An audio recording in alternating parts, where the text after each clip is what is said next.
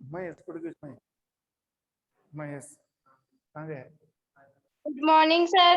Good morning all of you, very good morning. आवाज आ रही है क्या सही से मेरी? Yes sir. ये कौन से सर बोल रहे हैं? जी सर। कौन से?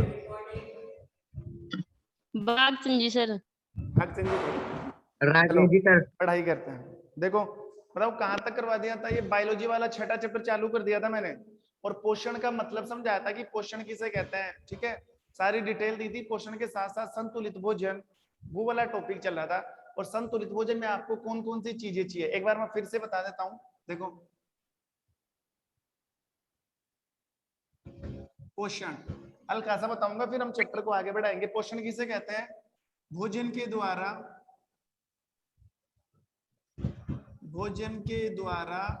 ऊर्जा लेने वाले प्रक्रम को, भोजन के द्वारा ऊर्जा ग्रहण करना, भोजन के द्वारा ऊर्जा ग्रहण करना क्या कहलाता है?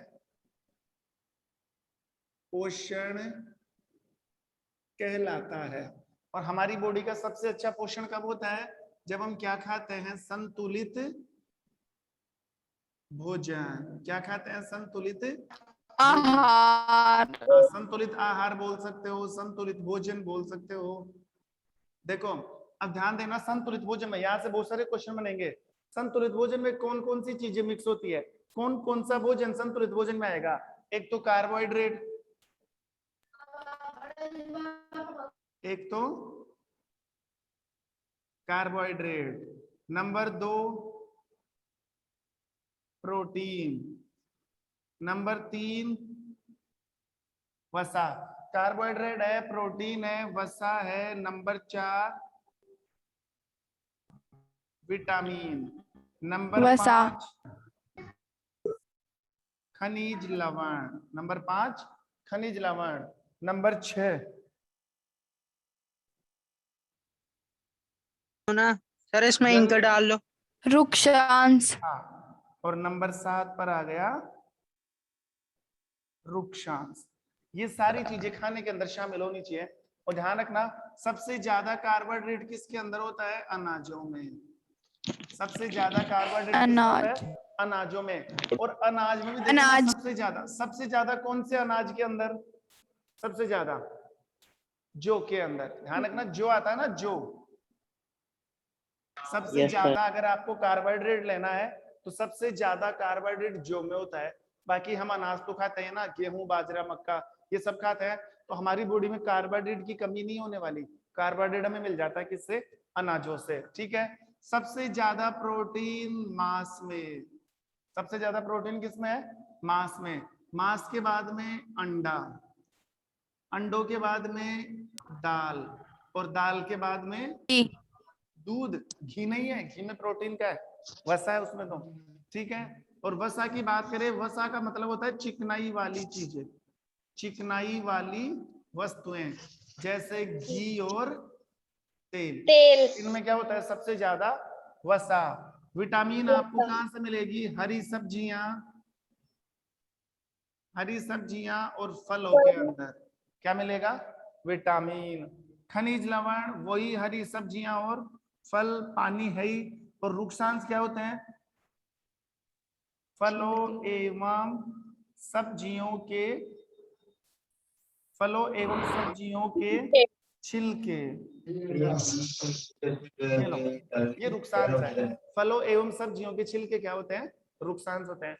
अब नोटिस करना, ध्यान से सुनना, हर चीज सुनना, क्योंकि बहुत सारे क्वेश्चन बनने वाले हैं, इसलिए अपना ध्यान मत भटकाना।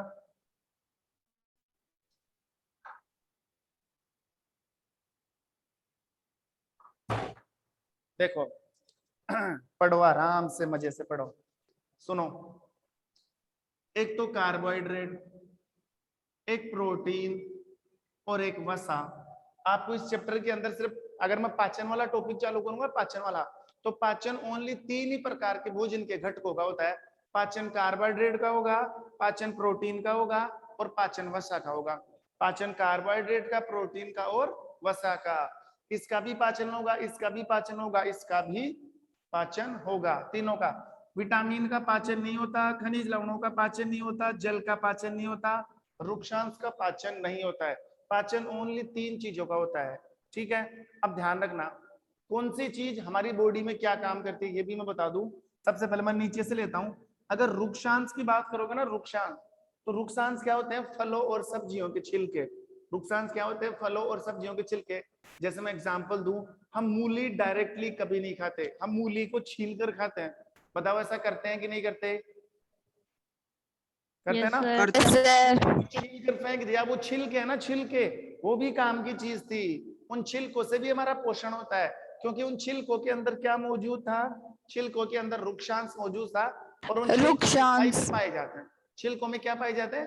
फाइबर। और वही फाइबर हमारा क्या करते हैं? पाचन अच्छा करते हैं, पाचन को मजबूत करते हैं। तो छिलकों में जो फलों और सब्जियों के छिलके हैं उन्हें रुक्षांश कहते हैं। और ये रुक्षांश हमारे शरीर में जाने चाहिए, क्योंकि रुक्षांश के कारण भोजन का पाचन तंत्र मजबूत होता है। रुक्षांश के कारण क्या होता है? पाचन तंत्र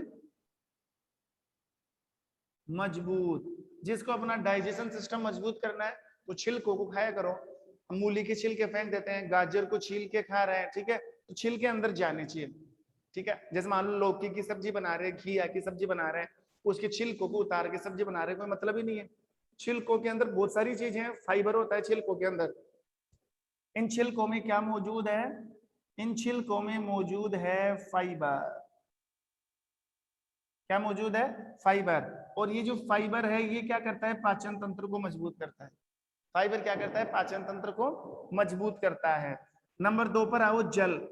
अब पानी क्या है? पानी तो हमारे शरीर की जो उपापचयी क्रियाएं हैं, हमारे शरीर में जितनी भी क्रिया चलेगी, पाचन, स्वचन, परिसंचरण, उत्सर्जन, ये जितनी भी क्रिया चलेगी शरीर के अंदर, सभी क्रियाओं को संचालित कौन करता है? सभी क्रियाओं को संचालित कौन करता है? पानी। और हमारे शरीर का जल। तापमान कौन निर्धारित करता है? पानी। हमारे शरीर जल। का pH कौन निर्धारित करता है? पानी। हर चीज पानी। की बदौलत होती है। तो पानी हमारे शरीर को चाहिए, पानी हमारे शरीर को चाहिए। और कितना पानी चाहिए? 5 से 6 लीटर, 5 से 6 गिलास डेली। कितना पानी पीना चाहिए हमें डेली? 5 से 6 गिलास। लीटर में मत चले जाना, लीटर तो बहुत ज्यादा हो गया, गलती से लिख दिया।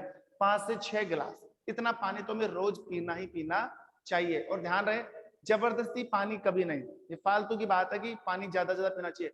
पानी भी आपको तभी पीना चाहिए जब आपकी बॉडी डिमांड करे, जब आपके शरीर में अंदर से मांग हो रही है कि पानी चाहिए, तब ही पानी पीना चाहिए, अन्यथा पानी कोई फायदा नहीं करता है। फिर भी 5-6 गिलास तो कम से कम हमें पीना ही चाहिए।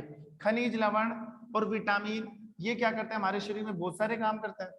खनिज लवणों की अगर मैं बात करूं तो हमारे शरीर की मरम्मत करना, घाव को भरना, रक्त संचार या ब्लड प्रेशर को मेंटेन करना, शुगर को मेंटेन करना, नई नई कोशिकाओं का निर्माण करवाना, ये सब इनका काम होता है। विटामिनों का काम एनर्जी देना, ठीक है। कई टाइप के प्रोसेस हो, तो विटामिन पढ़ेंगे तब पता लगेगा।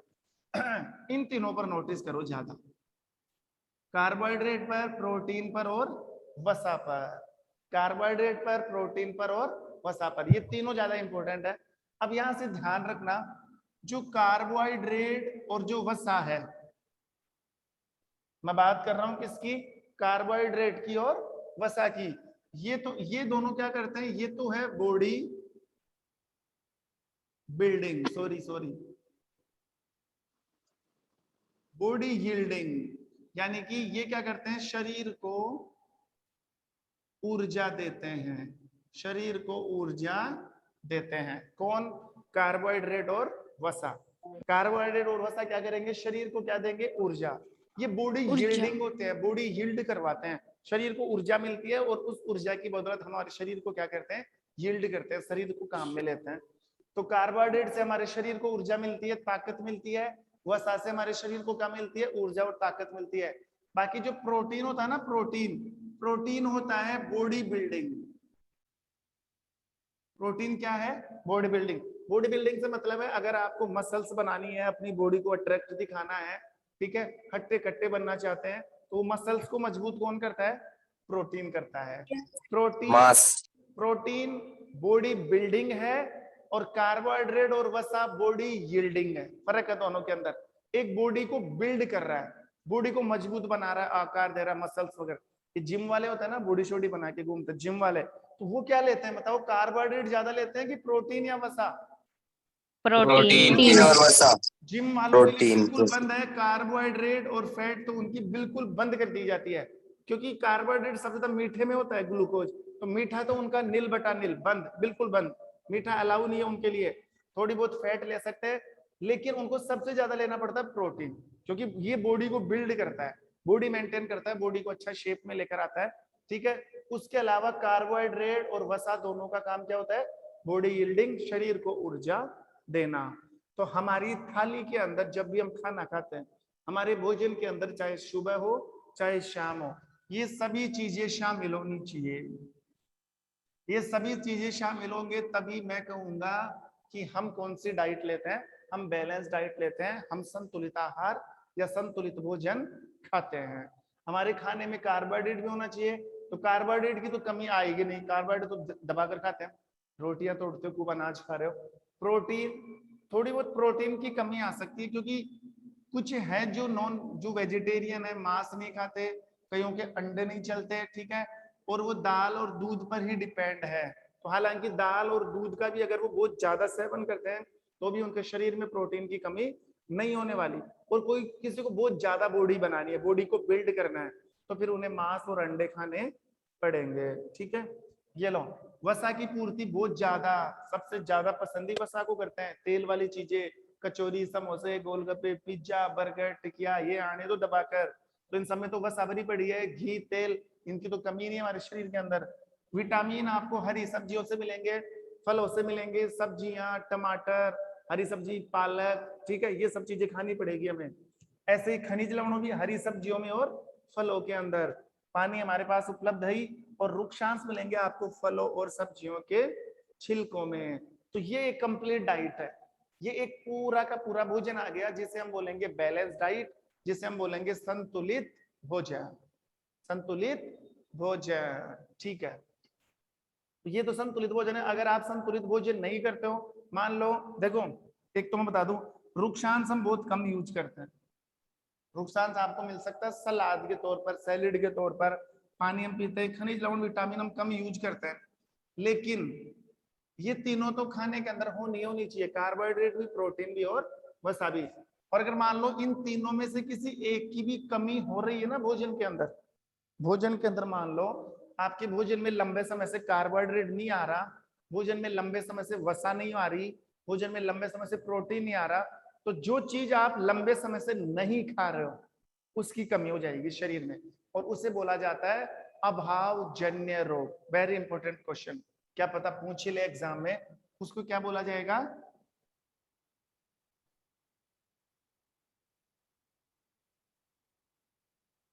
अभावजन्य रोग। क्या बोलते हैं? अभावजन्य रोग। अगर आपके भोजन के अंदर लंबे समय से प्रोटीन नहीं है, तो वो प्रोटीन की कमी का रोग हो जाएगा। आपके शरीर में प्रोटीन की कमी नजर आने लग जाएगी, और प्रोटीन से रिलेटेड बहुत सारे रोग हो जाएंगे, तो वो एक अभावजन्य रोग है। लंबे समय से अगर हमारे खाने के अंदर कार्बोहाइड्रेट की कमी चल रही है, तो वो भी एक कार्बोहाइड्रेट की कमी से होने वाला अभावजन्य रोग है। मतलब भोजन के अंदर किसी ना किसी पोषक तत्वों का अभाव हो जाएगा, चाहे वो कार्बोहाइड्रेट हो, चाहे वो प्रोटीन हो, चाहे वो वसा हो, किसी ना किसी एक पोषक तत्व का अभाव हो जाएगा, उसे बोला जाता है अभावजन्य रोग। अभावजन्य रोग प्रोटीन की कमी से भी हो सकता है, कार्बोहाइड्रेट की कमी से भी हो सकता है, वसा की कमी से भी हो सकता है, खनिज लवणों किसी की कमी से हो सकता है। ऐसे रोगों को क्या बोल दिया जाता है? अभावजन्य रोग। तो हमें एक अच्छा पोषण लेना चाहिए, हमें एक संतुलित आहार और संतुलित भोजन लेना चाहिए। ये सभी चीजें हमारे खाने के अंदर शामिल होनी चाहिए। ऐसा नहीं कि घी के पीछे लटक रहे हो, या घी तेल ही चाहिए, हमें तो तड़का चाहिए मसालेदार, इन चीजों के पीछे नहीं भागना। प्रोटीन भी लेना जरूरी होता है, ठीक है। प्रोटीन के साथ साथ खनिज लवण भी जरूरी है, खनिज लवणों के साथ साथ विटामिन भी है, क्योंकि इन सबका काम है शरीर के अंदर। कोई वसाई तो शरीर में काम कर नहीं रही, कार्बोहाइड्रेट भी करेगा, प्रोटीन भी करेगा, ये सब हमारे शरीर में क्या करने वाले हैं? काम करने वाले हैं। तो ये तो है पोषण। इन सब चीजों को लोगे तब आपके शरीर का क्या होगा? पोषण। अब अब नेक्स्ट क्वेश्चन क्या बनेगा, सुनो, नेक्स्ट जो पढ़ने की जो हेडिंग बनेगी वो है पोषण की विधियां। पोषण की विधियां, और पोषण की विधियों से क्या मतलब है? पोषण की विधियों से मतलब ये है कि इस दुनिया में बहुत सारे जीव जंतु हैं, सब एक तरीके से खाना नहीं खाते। हमारा खाना खाने का अलग स्टाइल है। आप जानवरों की बात करो, गाय भैंस की, वो अलग तरीके से खाना खाते हैं। उनको देखना कभी भी, वो फटाफट खाना कंप्लीट करने में रहते हैं, और हम गैप दे दे के खाते हैं। कम से कम एक निवाले को 32 बार चबाना चाहिए हमें। और गाय भैंस कैसे खाती है? फटाफट फटाफट पूरा चारा अंदर डालेगी, फिर वापस अपने मुंह में लाकर जुगाली करती रहती है। तो उनका अलग तरीका है, हमारे खाने का स्टाइल अलग है। और जैसे मैं बात करूं अमीबा, अमीबा एक अलग तरीके से पोषण करता है, बैक्टीरिया अलग तरीके से पोषण करता है। तो सबके खाने का अलग तरीका है। खाने से मतलब पोषण लेने का तरीका, क्योंकि भोजन से ऊर्जा ग्रहण करना क्या कहलाता है? पोषण कहलाता है। तो सब में पोषण। पोषण की विधियां अलग अलग है, सब में पोषण की विधियां अलग अलग है। और हमारा नेक्स्ट टॉपिक वही है कि कैसे हमें पोषण लेना चाहिए, जीवों में पोषण की विधियां कितने प्रकार की होती है, वो हम पढ़ने जा रहे हैं। ठीक है, तो नेक्स्ट है पोषण की विधियां।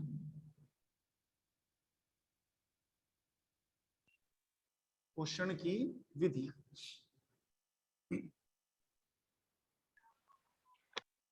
देखो हेडिंग क्या है?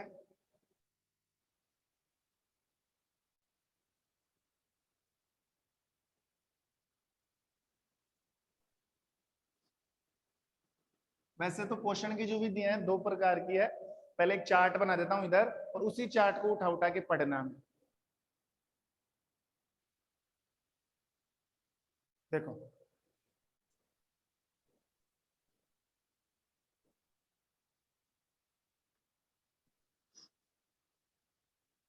पोषण की विधियां, पोषण की 2 विधियां 2 प्रकार की होती है। एक तो स्वपोषी, ध्यान देना, एक तो स्वपोषी, ठीक है, और दूसरी पता लग गया होगा विषम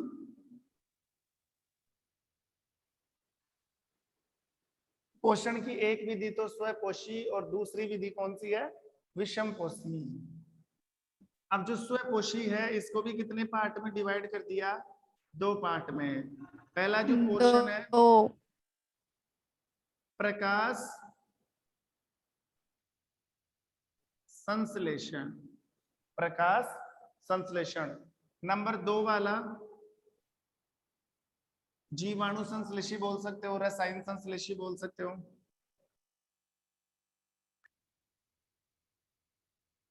जीवाणु संश्लेषी, जीवाणु संश्लेषी। एक प्रकाश संश्लेषण है, दूसरा जीवाणु संश्लेषी है। और इधम जो विषम पोषी है इसको कितने पार्ट में डिवाइड कर दिया? 4 पार्ट में। 4। एक तो प्राणी सम पोषण, प्राणी सम पोषण जब मैं डिटेल से पढ़ाऊंगा तब पता लग जाएगा। एक है मृतोपजीवी, एक है सहजीवी, और दूसरा है परजीवी। ये पोषण की विधियां हैं, और ये सारा आपको पढ़ना है। पोषण की 2 विधियां होती है, स्वपोषी और विषमपोषी। तो मोटा मोटा कंक्लूजन तो मैं तुम्हें समझा दूं। स्वपोषी, पोषी का मतलब पोषण, स्व का मतलब स्वयं, जो अपना पोषण स्वयं लेते हैं। कहने का मतलब है स्वपोषी, उस स्वपोषी पोषण की वह विधि होती है जिसके अंदर स्वयं जो जीव है स्वयं अपना क्या बनाता है? भोजन बनाता है। जो अपना भोजन स्वयं बनाता है, पोषण की ऐसी विधि को क्या बोलते हैं?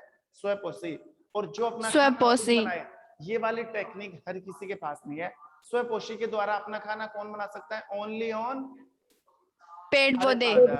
ओनली ऑन हरे पादप। हरे वो सारी पादप। चीजें पढ़नी में, जो अपना भोजन खुद बनाए। और विषम पोषी का मतलब होता है जो अपना फूड खुद प्रोड्यूस नहीं करे, जो अपने भोजन के लिए किस पर डिपेंड है?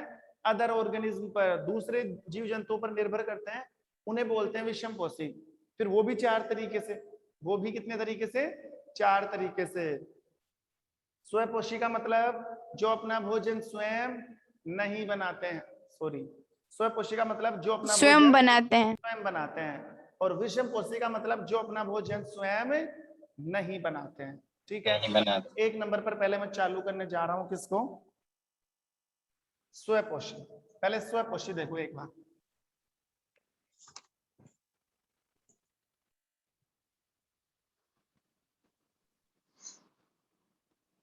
जो अपना भोजन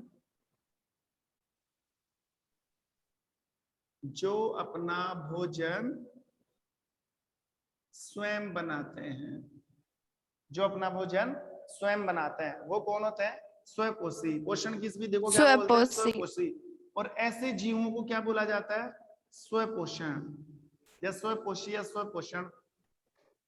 ठीक है, अब देखो एग्जाम्पल क्या लोगे इसके अंदर, एग्जाम्पल है हरे पादप। ओनली हरे पादप, नॉर्मल प्लांट नहीं बताना आपको, पादप के आगे हरा वर्ड जरूर लगाओगे, हरे पादप ही प्रकाश संश्लेषण करते हैं।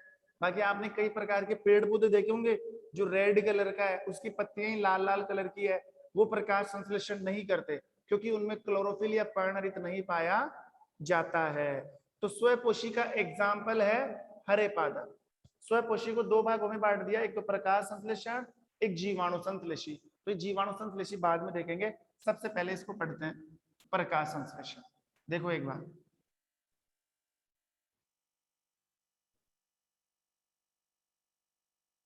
बताओ किसे कहते हैं प्रकाश संश्लेषण।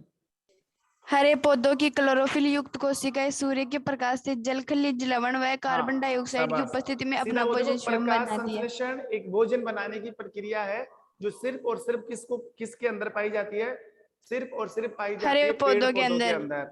और पेड़ पौधे देखो, पेड़ पौधे जल, CO2, खनिज लवण, सूर्य का प्रकाश और उनकी खुद की पत्तियों में पाए जाने वाले पर्णरित के द्वारा क्या बना लेते हैं, भोजन बना लेते हैं। और इसी प्रक्रिया को क्या बोला जाता है, प्रकाश संश्लेषण। यानी कि पादप के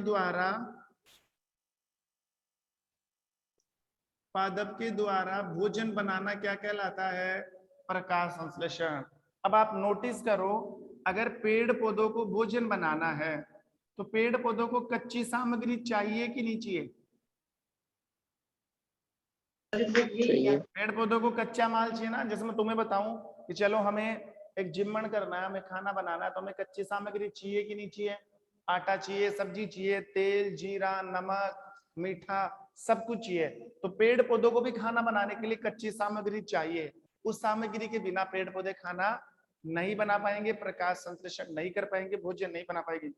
तो कच्ची सामग्री में कौन कौन शामिल है, एक तो है CO2, एक तो कौन है, CO2। नंबर 2 सूर्य का प्रकाश। जल, सूर्य का प्रकाश। सूर्य का नंबर 2 प्रकाश। जल। जल। नंबर 3 सूर्य का प्रकाश। और नंबर 4 पर्णहरित। पर्णहरित। पर्णहरित। एक नंबर 5 भी आप ऐड कर सकते हो, खनिज लवण, क्योंकि इसमें मैग्नीशियम वगैरह काम में आते हैं, खनिज लवण। अब आप सोच लो, अगर इन पांचों में से एक भी चीज कम पड़ गई तो फिर पेड़ पौधे प्रकाश संश्लेषण नहीं कर सकते। अगर हमारे पास कच्ची सामग्री है, अगर हमारे पास कच्ची सामग्री है तभी हम क्या बना सकते हैं, चाबी का भोजन। भोजन। कहाँ पे, ठीक है ठीक है ठीक, चलो देखो CO2, जल, सूर्य का प्रकाश, पर्णरित और खनिज लवण, ये 5 चीजें ऐसी है जिनसे खाना बनेगा। सोचो इन पांचों में से एक भी चीज अगर लैप्स होती है तो खाना नहीं बनेगा। जैसे मैं तुम्हें कहूं कि हमें रोटी बनानी है, हमें क्या बनानी है, रोटी। तो रोटी बनाने के लिए क्या चाहिए, एक तो आटा, नमक, रोटी, आटा, आटा, नमक, पानी चाहिए ना, पानी। और फिर उसको सेकने के लिए Yes. क्या चाहिए, आग चाहिए। हालांकि मान लो अगर नमक नहीं है तो भी हमारा काम चल जाएगा, लेकिन अगर आटे को गीला करना है तो पानी तो चाहिए ना। और फिर Yes, अगर sir. उसको सेकना है तो क्या, किसकी जरूरत पड़ेगी, आग की। आग की। ठीक है? तो यहाँ पर Yes. आग, आप सूर्य का प्रकाश दे सकते हो ना, मतलब एक भी चीज हट गई ना तो फिर खाना नहीं बनेगा। तो ऐसे ही पेड़ पौधों के पास अगर कच्ची सामग्री में से, इनमें से, इन 5 तत्वों में से अगर एक भी चीज लैप्स हो जाती है तो plant are not made up the food in your itself in the process of the photosynthesis। तो पेड़ पौधे भोजन नहीं बना पाएंगे। अब देखो सबका इंपॉर्टेंट काम है। पेड़ पौधों को CO2 कहां से मिलेगी? वायुमंडल से। वातावरण से। वातावरण से। 1 मिनट है ना, 2 मिनट रुकना एक बार। क्या रुको एक बार, 2 मिनट। चाबी उधर ही तो थी।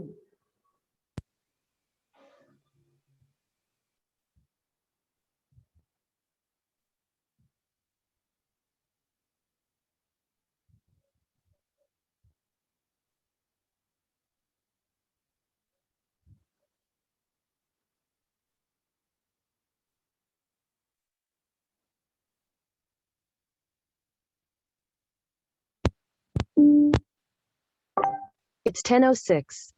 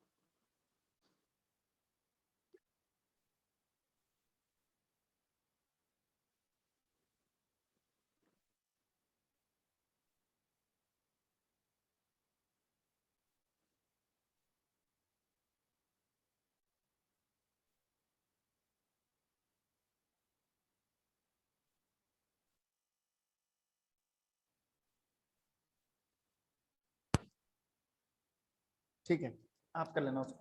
चलो देखो एक बार, आवाज आ रही ना? आवाज? Yes yes sir. सर। देखो, ये कच्ची सामग्री है, इससे खाना बनाते हैं हम, खाना। CO2 पेड़ पौधों को कहां से मिलेगी? वायुमंडल से। कहां से मिलेगी? वायुमंडल से। और वायुमंडल मेरा से। क्वेश्चन ये है कि प्लांट में CO2 की एंट्री कैसे होगी? प्लांट के अंदर CO2 कैसे घुसेगी? पत्तियों से। पत्तियों से। पत्ती के अंदर क्या पाए जाते हैं? छोटे छोटे रंध्र पाए जाते पर्णहरित हैं। छिद्र। देखो ऐसे ध्यान देना एक बार। समुद्र। मान लो ये पत्ती है, बोलो मत, ये आवाज, आपकी आवाज आ रही है?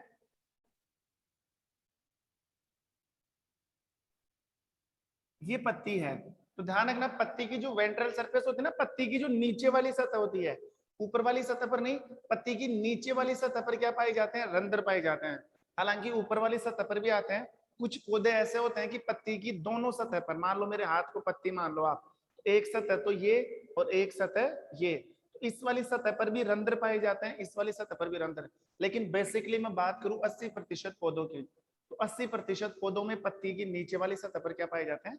रंध्र पाए जाते हैं। कुछ पौधों में दोनों तरफ रंध्र होते हैं, कुछ पौधों में दोनों तरफ रंध्र पाए जाते हैं। रंध्र का मतलब होता है पत्ती के अंदर पाए जाने वाले छोटे छोटे छिद्र, और इन्हीं छिद्रों के अंदर से पेड़ के अंदर क्या घुस जाती है? वायु। इन्हीं से ऑक्सीजन बाहर निकलती है और इन्हीं से CO2 अंदर चली जाती है। ध्यान रखना, यहाँ पर ये छोटे छोटे रंध्र मिलेंगे आपको ऐसे, और ये जो पत्ती की सरफेस होती है ना, ये वाली सरफेस, यहाँ पर भी कई पौधों में क्या पाए जाते हैं?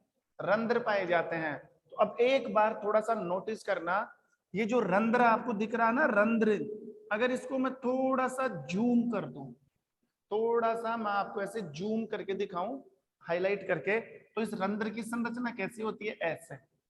मान लो इस रंध्र को मैंने क्या कर दिया, इसकी डिटेल में जाकर मैं तुम्हें इसको खोल के समझा रहा हूं, इसको थोड़ा सा जूम कर रहा हूं। तो एक रंध्र में क्या होता है?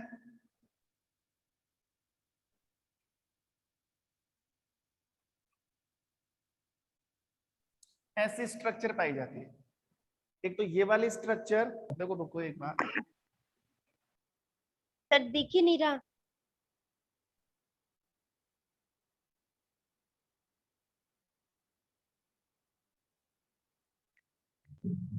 ऐसे ऐसे स्ट्रक्चर पाई जाती है रंध्र की।